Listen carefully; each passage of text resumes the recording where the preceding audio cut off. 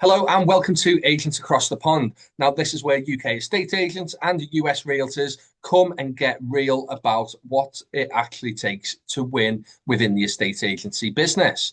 Now, this isn't about fluff, excuses, just what's working, what's not, and what separates the agents who grow from the agents who stay stuck where they currently are. Now, we're talking sales, marketing, deals, the pressure of running a business, and ultimately, for me, Danny, Amanda, and all of you listening, it's a little bit of therapy that we all need when running a business. My name's Liam Gretton, And I'm Daniel Smith.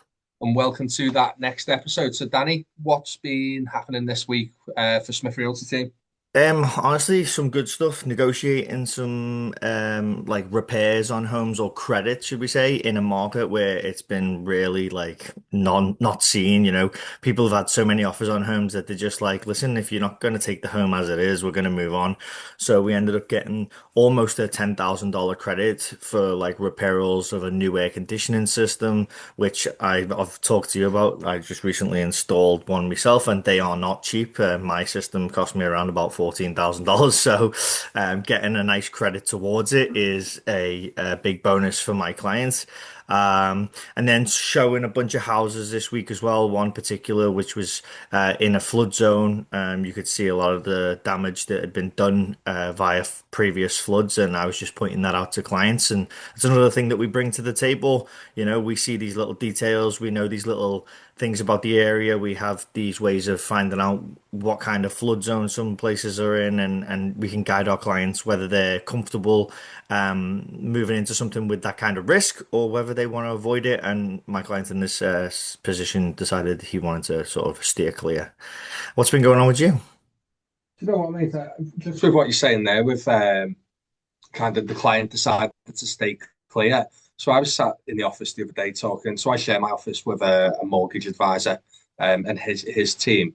And we were sat talking. There's a couple of them looking at properties at the moment, and location's key for one of them. Found the property and it was really nice. And we sat down to have a look at it, the data in the background, but he just didn't seem that excited about it. So I said, listen, let's let's really kind of put yourself where you want to be, what you want from a property, and break it down. And I think this is really simple for anyone looking for a property. When you walk through that front door, are you getting that warm, fuzzy feeling that this is the one? You don't need to see anything else. You just walk through the front door and go, I get that feeling in my stomach. Um, and he was set on the house and he answered no. So he's back to square one of searching for a property. And he's come in later this week and gone, I'm glad that I did that. I'm glad that I stepped back and kind of went with a bit more of adding maybe some emotions into the move as well, rather than just solely logical location, price. And I think that's important.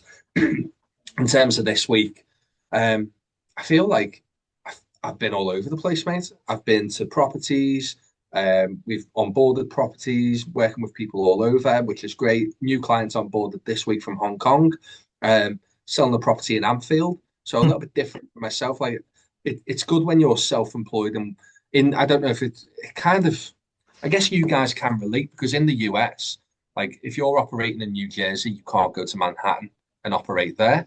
Good if Where we had our license there, but not in the interim. We can't really do that unless we go and get a New York City oh well, not a New York City license, but a New York license. So you'd have to like be dual licensed. And a lot of people do that here. They get a New York, a Pennsylvania, and a New Jersey license, and then you've got a real broad variety of where you can go and a big distance that you can cover.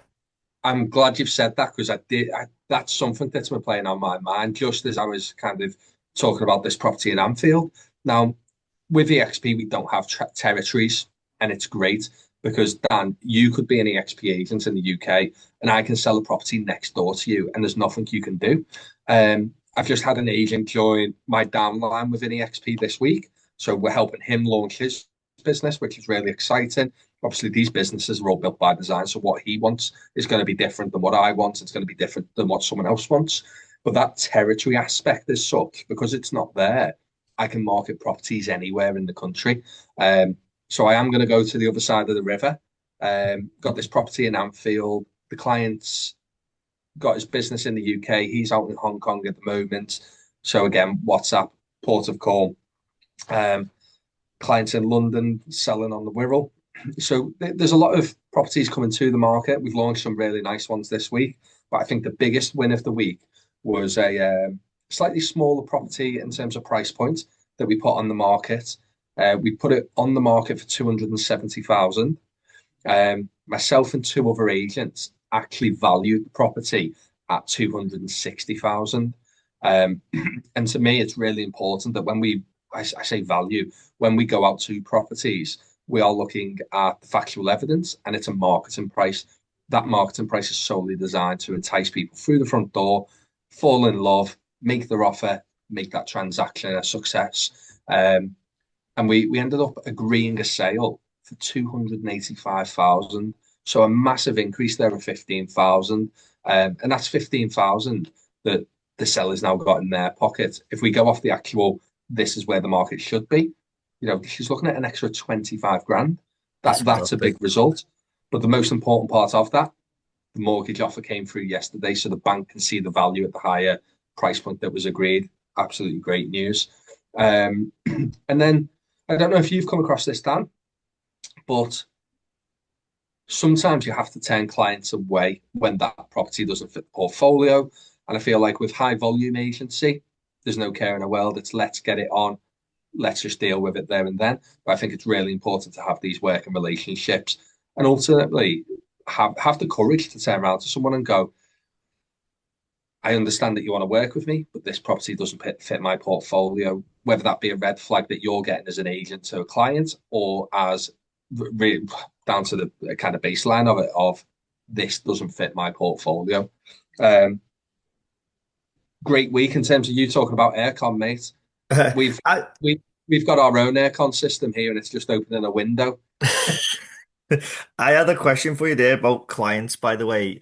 And when you Yeah, said, you want them to have that warm, fuzzy feeling. And one thing when I was early on in my real estate career that you have to navigate is, and I'm sure this is going to be a good question for you, is marrying that sense of I love this home, or I'm not getting a warm fuzzy feeling with a person's ability to buy a house, what they can afford, and leveraging like the the process of like getting them to be realistic, because not everyone can afford what they desire, and you said that warm fuzzy feeling, but eventually you're going to go into some houses when people have an affordability issue, and a aligning of the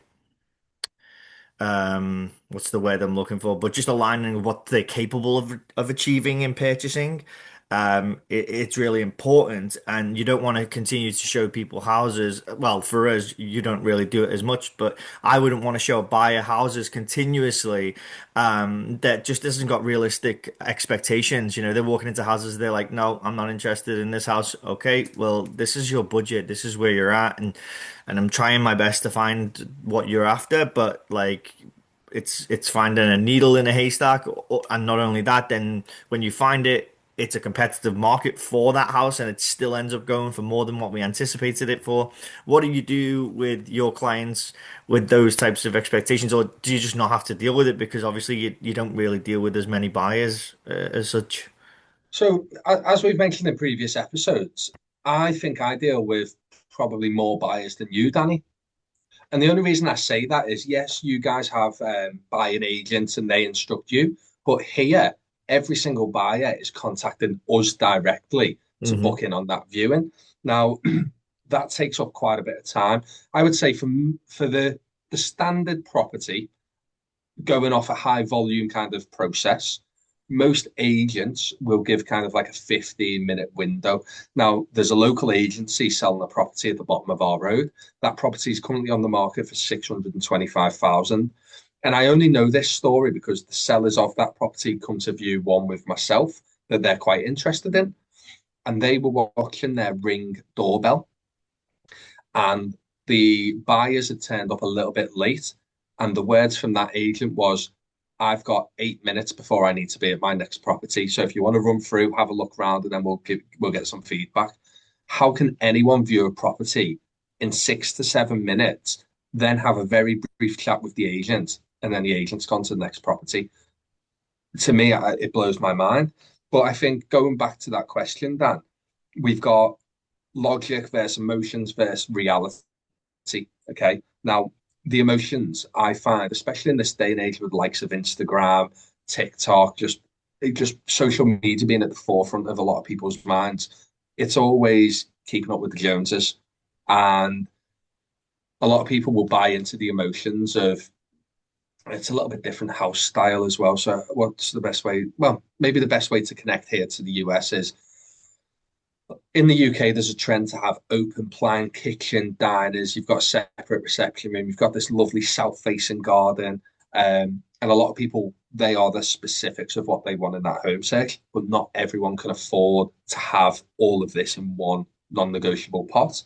I think when it comes down to the logic of it, we've got, well, realistically, you need to go and speak to a mortgage advisor. You need to know what you can lend, what your criteria is, top end, and then you can kind of work backwards.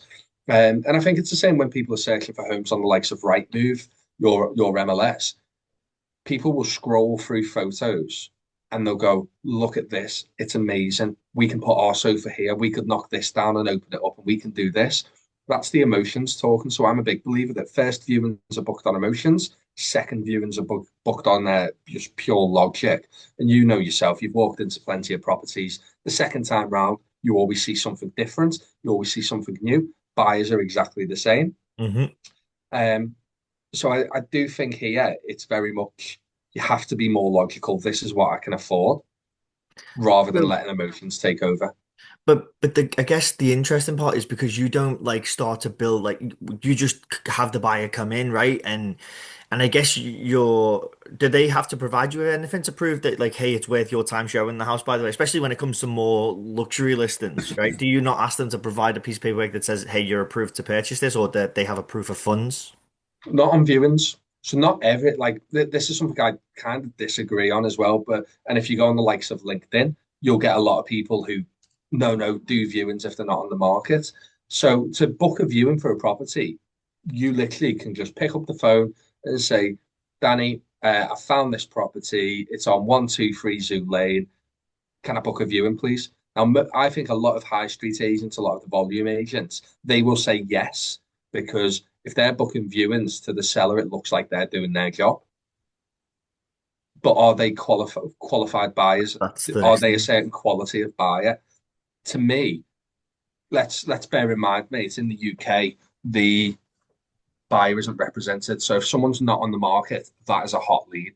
Yep. Danny, you're not on the market. Let me come out. I'll take a look at the property and we'll put you in the best position. So when you go to view a property and you fall head over heels, we're in a position where we can put an offer forward or an offer of interest. So I think it's more used as a lead generating tool. Realistically, unless you've done a couple of viewings with the buyers, there's no real relationship already built because all you've had is a phone call. Um, so you have a very small window to meet the buyer at the property, build some sort of rapport, kind of, for me, get to know the name straight away. I want to be able to reference to their name so it's rememberable. Get them into the property, let them go and explore and be unfiltered. And then obviously we finish up. I think you should be finishing viewings in the best room in the property. Um, I kind of take it back to a few years back when I was boxing. And I always remember the coach at the time, a guy called Dave Sweeney from Glasgow. And I always remember him saying, the judges will remember the first part of the bout. They forget the second and they rarely remember the last 10 seconds. That's what you're getting scored on. And actually, I think viewings are the same. They're seeing the property on Rightmove, they're getting excited. They're then walking in and they're having a look around, but they're not really taking it in. They know that there's one room, maybe two rooms that really stand out to them, the best rooms of the property. We can identify that. You finish your viewing there, but that's what they remember when they walk off. Hmm. So I think a lot of people just open the door and go, crack on. But you've got to be strategic in how you're doing the viewings, finishing up, allowing them to kind of leave through it can be a certain way through the property because that's the last thing they're going to remember. I agree with you. I think that's the trying to sell it point, isn't it? The sales side of it. But going back to the question as well, like you'd Yeah, said, sorry. Yeah, going back to that question of like, so you don't really build those relationships with the buyers. The buyers, honestly, any Tom, Dick, or Harry could rock up and be like, "I want to see the house," and you guys just say, "Yeah, that doesn't really fly over here." Um, every buyer is represented apart from at open houses.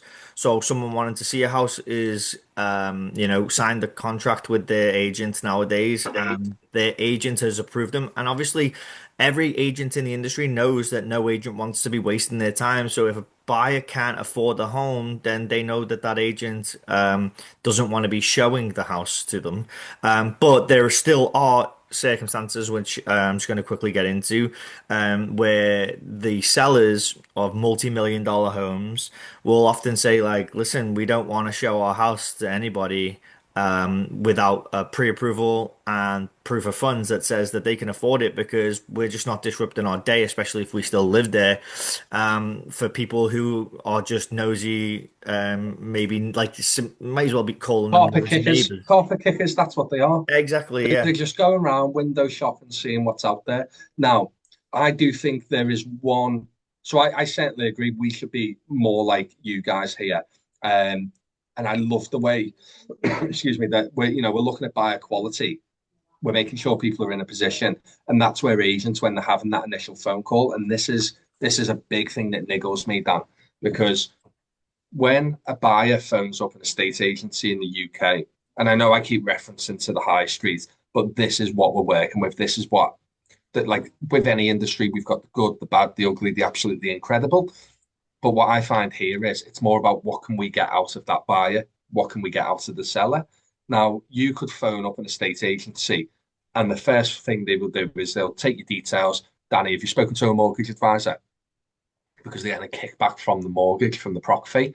So then it's about feeding the buyer into that route. So they're making something from it rather than going, let's make sure that you're in the best position possible. Have you spoken to a mortgage advisor? Are they all of market? Because not every mortgage advisor has access to every lender that's out there.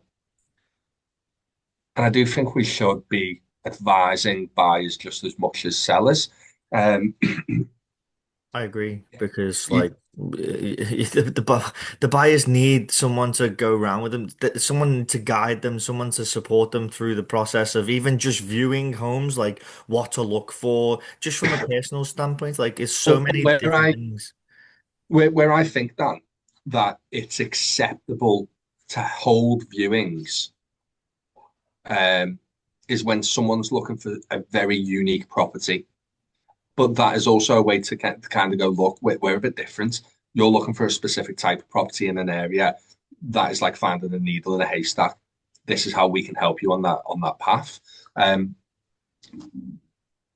so for as an example, we exchanged the other week on Piper's Lane. That's due to complete. We sold that off market, and when the buyer contacted me, they were searching for two things. They wanted a sea view and they wanted underfloor heating. That's a hard find because the Wirral's built, especially the west side of the Wirral, it's quite hilly. Hmm. So you're going to have something in front. And yes, there's a lot of properties that look onto the DS3, but they're the two things I had to work off to find the property to fit their criteria.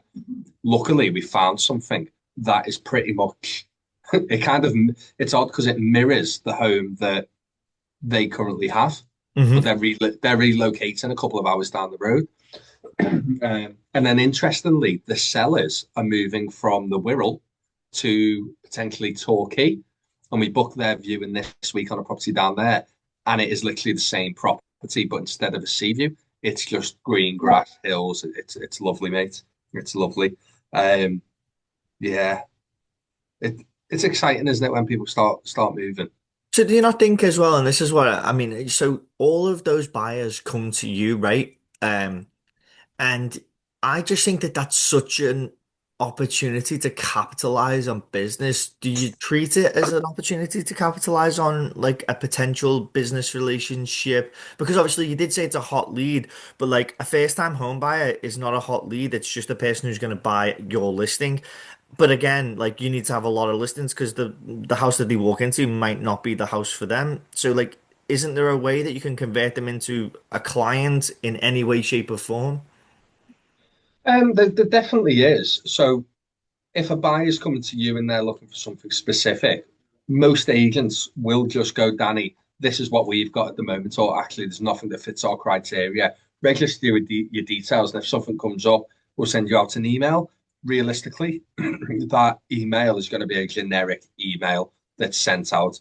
And there is one local agency um, who you will give their details to, and let's say I'm looking for a property that like 750 to a million, you'll be getting properties that have 120 all the way up to what you're actually looking at. One bed flats, one bed bungalow. It's just mental, but it's just that it is a database. It's a lead source for them, just in case someone's looking, I guess. Excuse me. Um, yeah, now I do think there is a window to create that business. But the biggest problem I find is because buying agency isn't really a thing here, you've got to do a bit more to kind of back that corner and make sure that people are well, one can see the value in it. And I guess that kind of comes down to the calculator stuff we were talking about last week in some way. Did you speak to Ben about the calculator this week? I have not actually. Oh, actually, no. I put a bunch of stuff forward to Ben, but I haven't talked to him about the calculator, so that I'm actually going to make a note about it. Make a Um, note. And for the listeners, Ben is a guy that me and Danny both mutually work with. He helps us on kind of our website work, Google work. Comes from a company called Quirky Digital, and we are going to look to get Liam, who's the founder of Quirky Digital, on the pod at some point. I think he can give some real strong nuggets to other agents, really, whether you are in the US or whether you're in the UK as well.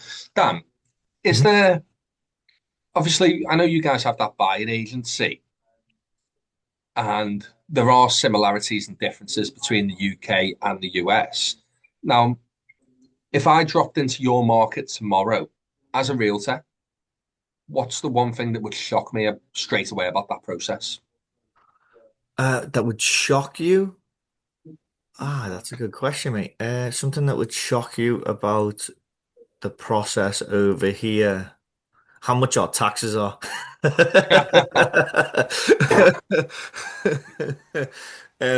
About the process of buying a house, or about the process of selling a house, or both.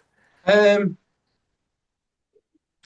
I guess when it comes to the UK, I think most people will, I reckon most people here would be interested in selling a house. And this is what I find really interesting about these conversations that we have. You've got two different angles of your business where you can represent seller, buyer, and the UK is slowly buying into this. I love buyer representation. I think it's great when people buy into it, not because obviously it's another stream of income into the business and another line of revenue, but at the same time, like we are saving people tens of thousands of pounds that they would happily spend on a property. Um, I quite enjoy negotiating with other agents because I'm starting to learn that, oh, actually, this is just a one card pony. I know exactly what you're going to come out with. I know what comments are coming. Um, and then I've negotiated against other agents. I've been like, right, I'm on my toes here. I need to start kind of playing a few other cards that maybe I wouldn't usually play or and just position offers in different ways. I'm looking forward to maybe negotiating this Torquay one over the next week or so. If Actually, it, think that that's really interesting because I guess when you're negotiating, are you just negotiating against the buyer who has no representation, or who are you when you're negotiating? yeah, so when you're represented, when you're here in the UK, if you're selling a property, you're negotiating against the buyer Yeah. themselves. So they've got no representation. Um, and for some reason, the majority of people seem to make free offers. First offer is rejected. Second offer, it's a little bit closer, but it's rejected. Third offer, yeah, okay, we'll take it. I don't know why that's a thing. I And think it's then ridiculous myself. throughout the transaction, you go through the process of getting your survey or inspection, as we call it. And then is there another renegotiation there based on the outcome of that? Or Not that's the necessarily, price? but I if know. something if something comes up on the survey that is detrimental, then yeah, you have a conversation about it. Nothing's Mhm. set in stone, for potentially another 2.5 months. Um, so yeah. Yeah, Yeah, because I there's think that that's interesting. From a perspective of here, I always point it like you have your initial negotiation of where you're going to start making offers with people, which, I was talking about briefly last week. But then once we get into the accepted contract phase, you have 14 days to do your inspection. Once you inspect the house, your inspector is going to give you a report, tell you all the issues with the house that are there, from simple things to complex things. And then it's your opportunity to then go back to the drawing table and say, hey, listen, now I always find it really interesting because listen, we're from Liverpool. We're always trying to help our clients and do the best. And I think I'm one on the that's side of, that's the one. Well, not the one because it's such an incredible place to live. But now I'm getting older. I speak to people in different places. Like I will speak to absolutely anyone. I'll make a joke out of anything. I think that's just us from the region we're from. But in Liverpool, obviously, over the years, it's had a bit of a name. The US kind of listeners out there may not know the background of the city, but we have had this stigma attached to us, and it's nothing like that whatsoever. It is one of the most incredible places to live and grow up. Dan, wait till you see the property that I'm going out to look at next week. It is right on the River Mersey. oh, bro. Um, and I don't know if I've mentioned it in a podcast before. It's funny. The lady phoned me up last week and she was telling me where this property was. And I was just like, wow, like this is incredible. An old, I'd say, early Victorian mansion right on the river. And I went, oh, did you know that the American Civil War ended at the bottom of your back garden? She said, Liam, what are you on about? Um, now, We talked I about don't this know if I, before, I think. well, I think we might, I don't know if we recorded it, but the American Civil War ended in Liverpool, and the Confederates, they had a ship at sea. The captain of it refused to hand himself over to the Union soldiers, I guess, the Union forces, and he sailed all the way to Liverpool and handed himself into the Royal Navy because he thought they would be hung as pirates in the US. So he come to Liverpool, was arrested by the Royal Navy, and that ship docked in a place called Rock Ferry. And I find that incredible that the US Civil War ended on our doorstep, and here's you all the way over there. There's so many connections, mate, with the US, and in particular, kind of New York. Anyway, that's me being a gimp. Let me get that geekiness out of my head. Back to property. So, so yeah, the inspection phase is like an Yeah, inspections. opportunity. This isn't a history podcast. It's an opportunity to renegotiate the price of the house or get credits and repairs for it, right? And I always Yeah, talk to my clients on the front end of like, this is what we should expect. This is how the market's been at the moment. And whether we will or will not be able to get these credits based on what we find. But I always say as well, like to my clients, like we look at this from every angle. So, you might have a wood burning fireplace and it might need to have a repair, might need a new chimney, whatever it might be, might need a new flue or whatever. The hearth might be breaking and you need it to be repaired. And it can be expensive. But like you might never ever consider using the wood burning fireplace. So like you're not really bothered by it. So it's like not in your head. But I'm always of the mindset is like, yeah, but it's an opportunity for us to try and ask for maybe $4,000. So let's try. And yeah. you don't have But to put then the money towards that. You can put it But towards you something are else. you're representing the buyer there, Dan. So your sole job is to make sure that they love the property, they're making the right decision. You're there to advise, you're helping them on that journey. But I honestly believe your main job is to ensure that the people you're representing are paying the lowest price possible. You want to keep money in their pocket. That's your value to the table. It's not about just going, oh, there's a house, you like it? Yeah, let's buy it. And I think that's what a 100%. lot of people get. I honestly believe that that in the real estate space, if you turn around to any realtor, estate agent, and you say, "What is your job?" I think most people would say, "My job's to sell houses." But realistically, your job is to get your client to walk away with as much money as possible. We're there to sell the property. The second part is making sure that that process is smooth, it's the right people, all the checks are done, the compliance is done. but you're walking away with as much money in your pocket. And as a buying agent, it's, yeah, you found the property, that's great, absolutely made up, but we're ensuring that you've got more pennies and pounds, dollars and cents, whatever it is that you're buying in, they're in your pocket. Yeah, I think the way I put it is we're making sure that you get the most out of your largest asset that most people buy, and we're protecting you with that. So at the end of the day, like whether you're purchasing a property, we're making sure that that asset is worth the amount of money that we're paying for it and not going to be a liability in terms of uh the future and what I mean, this is something as well, like, I mean, you deal with the same sort of things at home, but I feel like the length of time, because of the way homes are built back at home as well, like you don't have to deal with replacing an entire roof, do you know what I mean, Oh, all the we time. we would sell here. So I've got one not far from your mum's actually, Dan, and it's going through at the moment. And there was a slight leak. We've had a couple of storms. Um, the leak's been rectified, but the guy got a roof surveyor to go up, and basically a roofer went up, had a look around, and he said, "Listen, this roof is end of life." Now, no seller in a million years is going to do that. So we just factor it into the cost of the property. And we'd actually sale agreed it over the asking price. So when we've renegotiated, we're still in and around that marketing price, which is great. Um, but no seller is going to turn around and go, listen, I'll spend 20 grand on this roof. I'll replace these windows. I'll do this. The majority of homes here, they're sold as seen. Um, and that's why we get surveyors to go and look at the properties because they can really get into the nitty and gritty of it and advise from there. Do So you, you do you just, guys sorry, go I on, was mate? just going to Sorry. say, you would just negotiate, say, like a credit towards them repairing it. That's Yeah, pretty much what we would do, because as well, if you're taking over the property, you don't want them to buy some shitty contractor. You want to get a yeah, contractor you trust, that they've done the work, that you build a relationship with, that if there's any issues on the back end after a month or after a year even, yeah. that you can go back to them and say, hey, listen, this is not on. I just spent 20 grand on this and you need But to make sure then this is done.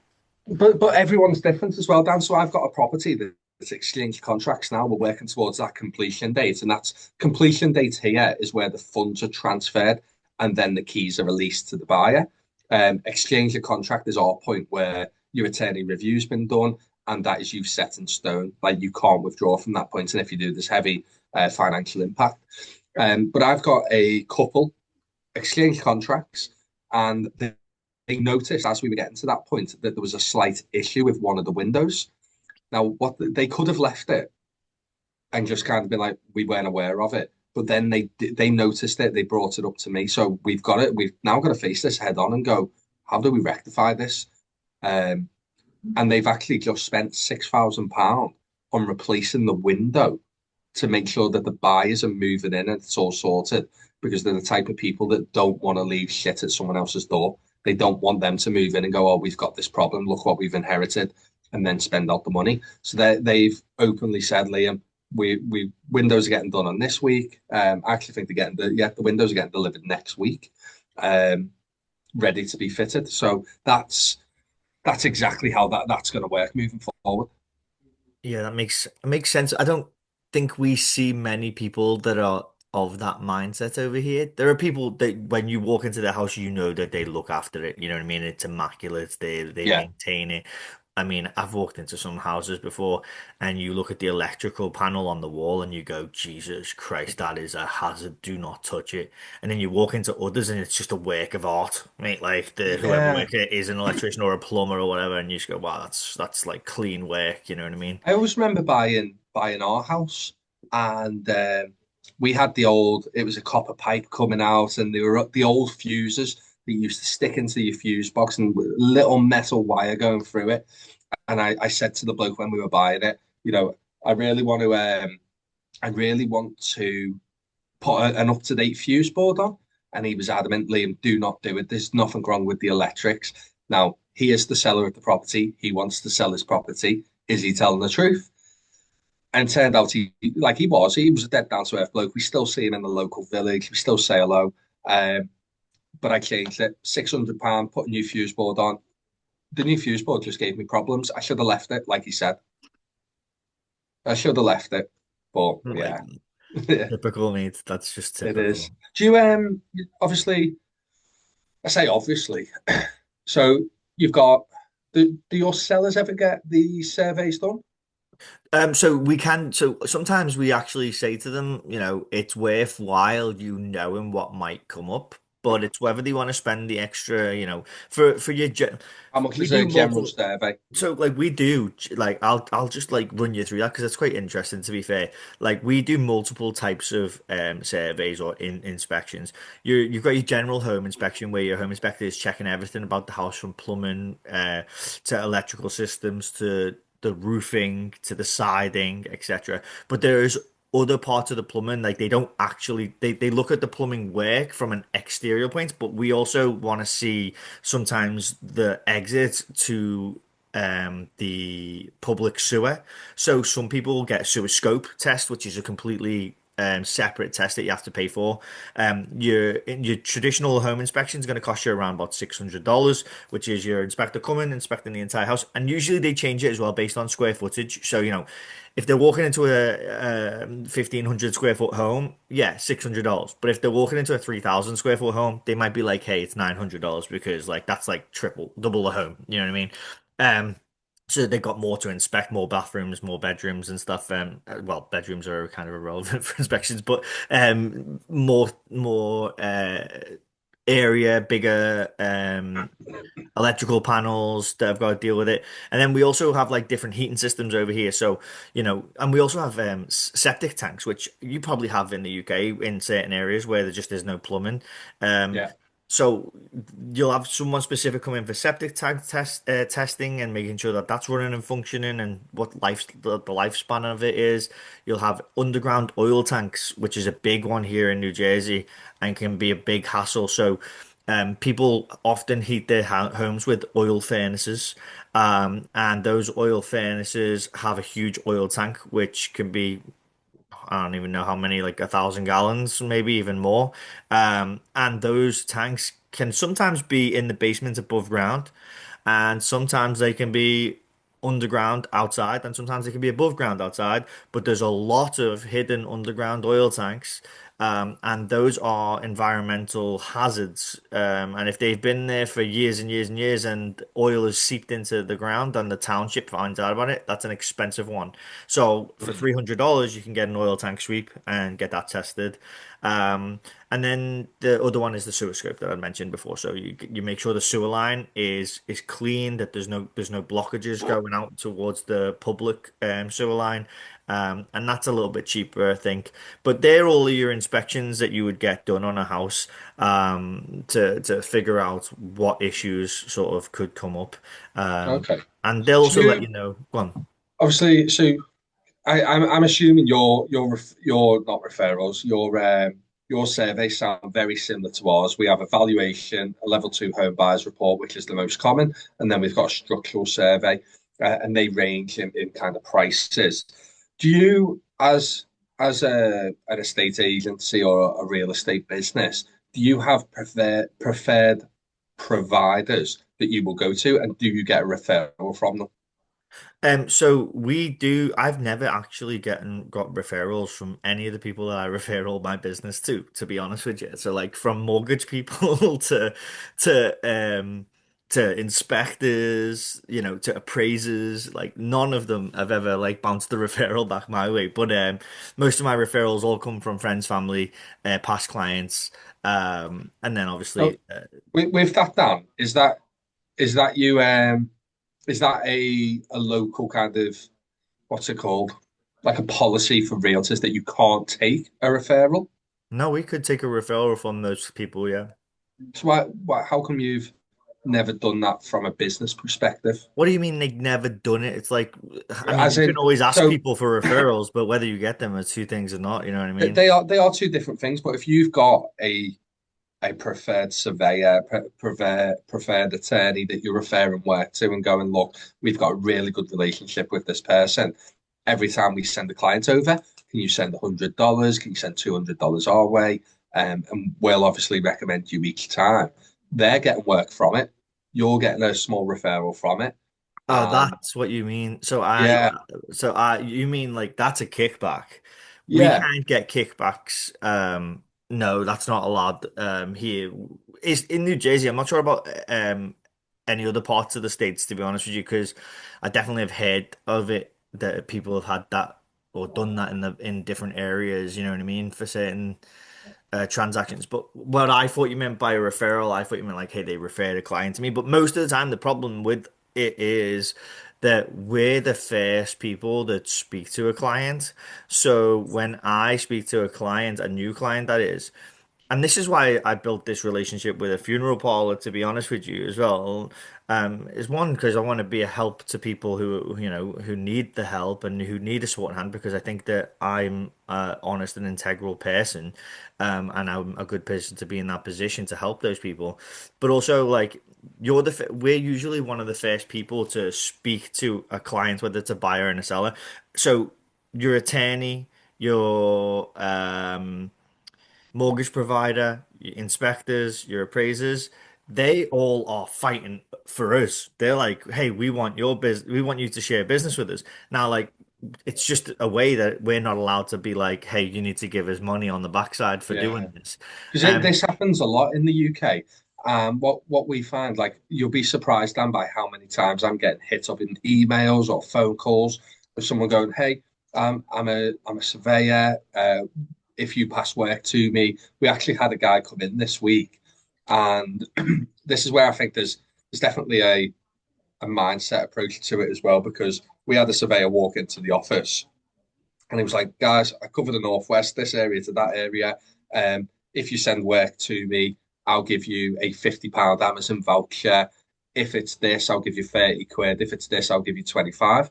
And I honestly looked at it and I was kind of like, well, I'm probably not going to do this because there's a system I use. I've not used it in a while, but they give £100 as a referral. So every time you send them a client, you get £100. Now, there's a surveyor that I know locally. He gives us £100. So it's a great setup in terms of it's more income into the business. But I'm a big believer, Dan, that you have to have a working relationship with the individual. It's got to be professional, and we cannot whatsoever influence a survey or a mortgage valuation because that we can't turn around and go, Danny, when you go to this property, we know it's got damp in that corner, don't mention it because that's your risk then. yeah, They've got to be unfiltered. But being able to turn around and go, Danny, obviously you're buying the property. Have you thought about a surveyor? Thought about a solicitor? No, I haven't. Listen, we've got people that we work with. They do give us a referral when we pass them work, but we've got a really good working relationship with them. However, you are more than welcome to use whoever you want. If you're going to use these guys, let me know. I can get in touch, get them access. If you're going to instruct your own solicitor, your own surveyor, this is the information I need. so everything you just said there makes sense. It's not what I'm saying here is it's not that you can't refer because I don't think it is illegal. Like for example, I know that within brokerages they have preferred partnerships with mortgage people, and for what sometimes happens, and it could be along the lines of this, and I don't know how it works, but um, say like I'm with a brokerage and I use my brokerage's preferred mortgage lender, my Yeah. brokerage can reduce the fees that they take from me. Does that make Okay. sense? Yeah. Because I used our preferred mortgage lender.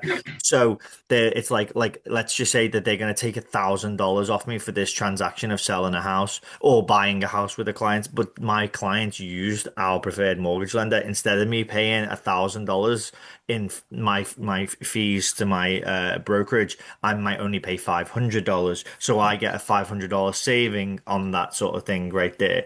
But Um, is the brokerage taking the bigger part of the kickback there then? that's I logistics that honestly wonder I don't I really wonder how know. that works there. It's Yeah, possible. to be honest, mate, I think there's a massive limit to referrals. I know some agents who don't take anything. I know some agents who will absolutely pull the pants down of anyone to make sure that they're getting an extra pound in their pocket. Yeah. Um, and like I've got a system there where essentially when you're sending out a quote, you can move the calculator at the top and it goes from zero all the way up to 400. But if you're going anywhere above 100, I do think you're pulling people's pants down because the general cost of it it's already accounted for when you speak to most surveyors and stuff like that anyway. Um, It but was yeah, interesting as well, like, because when you say referral, I don't think of a referral as like the fee that I'm getting that I would get back for something. I see referral as like, hey, I've got someone that wants, hypothetical, hey, Liam, yeah, you're on the other side of the world. I just got a buyer today who is selling their house with me and they're looking to move to the world. Here you go. That's a referral for me. Do you get what I'm saying? yeah. So I've had this before from US realtors as well, actually. Uh, I had one on Tuesday, it might have been, from another EXP agent. Get exactly where you're coming from. And I think there's two ways where I look at referrals. You've got that referral of Danny, I've got this guy moving from here to there. Can you help them? I recommend, like, yeah, that's great. But then there's also the professional element of, look, I'm passing you consistent work. Can we get a kickback from it? But you just call it a kickback. Um, It's in there's a terms of, difference between the two though. There's a difference there is, between kickbacks and referrals. So like kickback is like you're offering like I've had this opportunity and I think that this is actually a fair opportunity for a kickback. So like a moving company always messages me and says, "Hey Dan, listen, if you've got clients that want to use our services, we'll give you $100 for them to use our services. So you get $100 kickback from them spending $800 to $1,000 on moving that using their moving services. That's a kickback. Referral yeah, service is, hey, Liam, I have a client for you. We're both realtors. We both work in the industry. I'm giving you a warm client that's going to generate you XYZ amount of dollars. Our referral fee is 25 or 30%. So you then say, oh, yeah, I'll take that. So then I think when that's you get mental. paid on the backside, you'll pay me 30% of the total commission and that'll come back to us, not a So, kickback. so I had within EXP over here in our CRM, we've got a system set up that if you are an agent in London and I have a lead, so I've had two of these leads come in this week from EXP agents, um, both of them in London, both properties on the Wirral. Now, in that system, I can put, if you send me a lead, I'll give you X amount of commission. Okay. And a prime example is the one that came through, I think, on Tuesday. So the property has a value roughly of 900,000. For simple maths, let's raise it a little bit to 1 million. Okay. So property value is 1 million. Speaking to the agent, he goes, can I get 20% of a referral? Now, all he is doing is passing me a number. That is it. I've got to go to the property. I've got to research it. I've got to close the deal to get it on the market. I've then got to sell the property. I've then got to do the marketing. I've then got to sell the property. I've then got to do all the sales progression. I don't think it is right to ask someone for £2,000 for passing a phone number. Now, when you then go into the bigger detail of the listing, £1 million will give me a £10,000 fee. Then obviously we've got taxes on top. But let's break that fee down. It's going to cost me, let's say, £1,000 to take it to market. So I've got £9,000 left. EXP are going to take 30%. So now I'm on £6,000. I've then got to do working time, sales progression, close the deal, make sure everything's aligned. By the time all of that's taken into account, and there's no guarantee that that property will sell, I'm walking away with next to nothing. Um, and to me, that system doesn't work. Where if you turn around and said, Liam, I've got a client, they've got a property they've inherited on the Wirral, they need to sell it. I'd go, Danny, I'm more than happy to send you a few, a couple of hundred on successful sale, um, as a drink and as a thank you. To me, that's workable, but thousands of pounds for a number. If someone turned around to me and said, I want 20, an American girl, where was she from? Let me paint a different picture for you though, right? Atlanta. No, I get it. I get it. If they don't pass the referral, I don't get anything. No, no, but I mean, just painting you a different picture in a sense of, okay, but over here, if you sell a house for $1 million and you're charging a 3% commission because most sales on the sale side of it, not on the buyer side, is 3%, you're walking away with 30 grand there. And then your But that's the brokerage is problem. It's taking fees. It's fees, the mate. You're then walking you away with a lot more. then you're taking 30 grand and you're going, okay, $30,000 to sell this house. It could cost me like $4,000 plus then a ton of my time. Um, and then I pay, if I pay 20% of that, or if I pay 30% of that, which still leaves you with like 19, or still leaves you with 21,000. And if you're in a brokerage like mine where they're only taking a flat fee from you of, $1,000 to 1,200 bucks, you're still looking at like 18 grand. Yeah. You know what I mean? It's a big difference in terms of that So, because of fees. but Um, that's the issue. It's the fees. So I remember this American girl. For some reason, Atlanta jumps out at me, and she passed me a referral to act as a buying agent. Now she wanted 25% of the fee. That is just not feasible.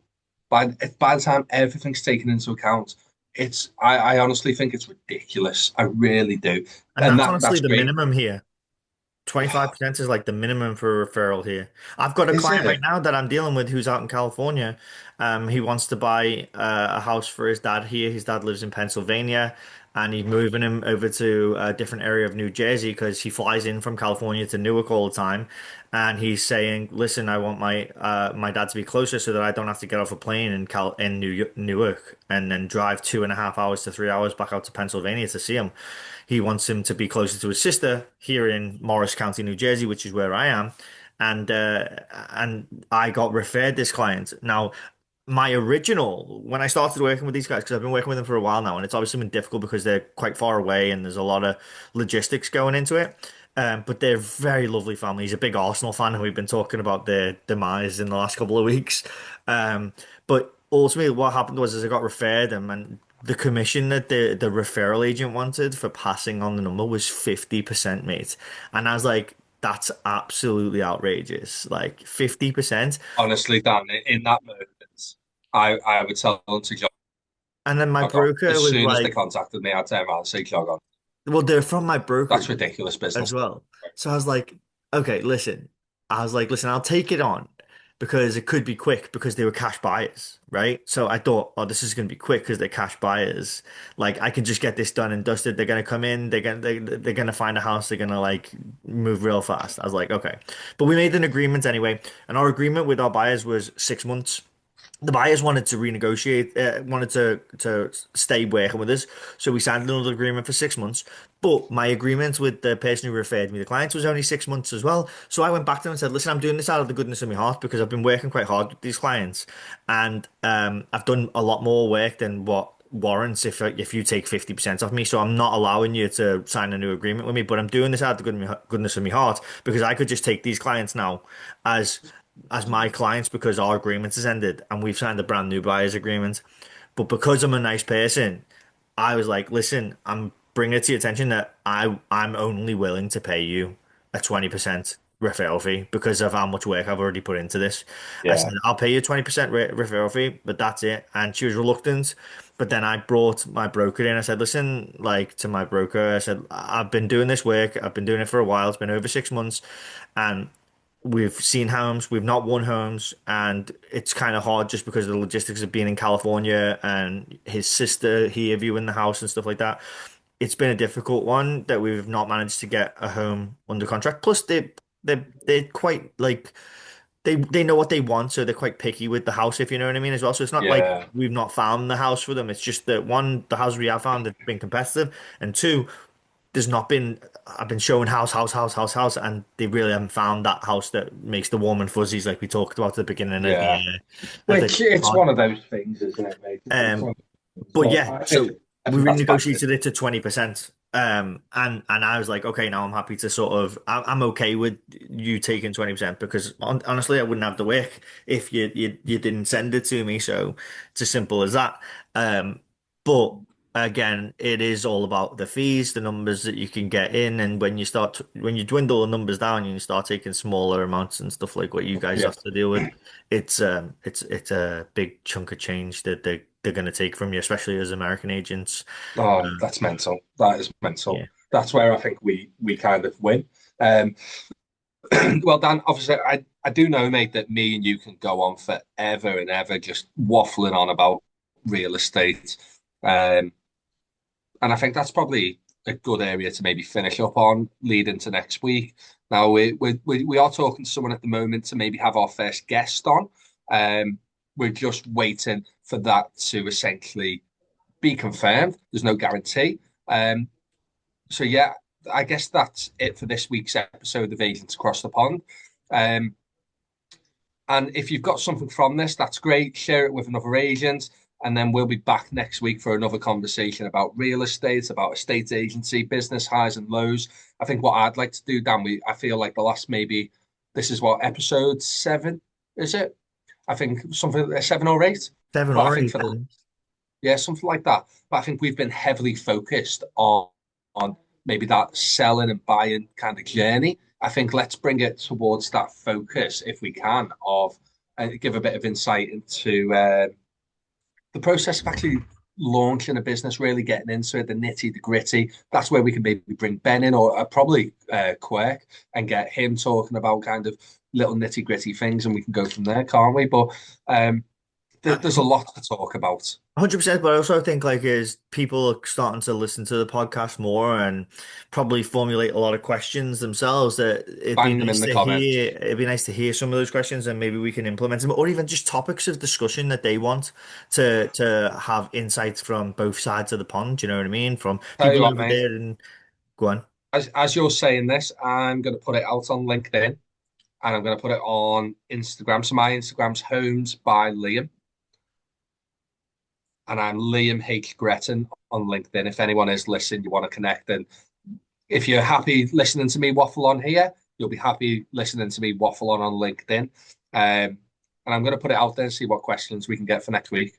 Yeah, stuff that like piques people's interest that you want to know a little bit of insights from whether you're a UK person looking to ask questions about the American market or vice versa, or even if you're, an inexperienced agent in either market and you have questions for myself and Liam, throw it out there and we'll see if we can answer it or get on topic with it. Amazing. Perfect. Well done. It's been a pleasure as always. We'll be back next week with another conversation. Like I say, if you've liked the show, please share it with another agent, with someone who's thinking about moving home. And yeah, we'll be back next week. See you then. Bye bye. Thank you very much. Bye bye.